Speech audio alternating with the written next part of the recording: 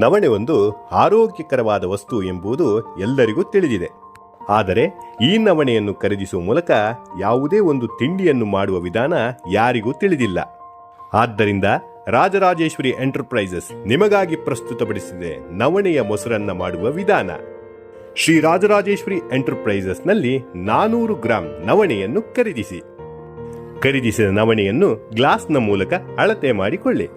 3 glass ನವಣೆಯನ್ನು ತೆಗೆದುಕೊಳ್ಳಿ. 15 glass ನೀರಿನೊಂದಿಗೆ ನವಣೆಯನ್ನು ನೆನೆಯಲು ಇಡಿ. 3 ರಿಂದ 4 ಗಂಟೆಗಳ ಕಾಲ ನೆನೆಯಲು ಬಿಟ್ಟ ನಂತರ ಕುಕ್ಕರ್ನ ಮೂಲಕ 10 ರಿಂದ 12 ವಿಷಲ್ ಕೂಗಿಸಿ. ಸಿದ್ಧಪಡಿಸಿಕೊಂಡ ನವಣೆಯನ್ನು ಸ್ವಲ್ಪ ಸಮಯ ಆರಲು ಬಿಡಿ. 2 ಗ್ಲಾಸ್ ಮೊಸರು, 1 ಗ್ಲಾಸ್ ಹಾಲನ್ನು ಹಾಕಿ ಚೆನ್ನಾಗಿ ಮಿಶ್ರಣ ಮಾಡಿ. ನಂತರ ಒಂದು ಕಡೆಯಲ್ಲಿ ಒಗ್ಗರಣೆಯನ್ನು ಸಿದ್ಧಪಡಿಸಿಕೊಳ್ಳಿ.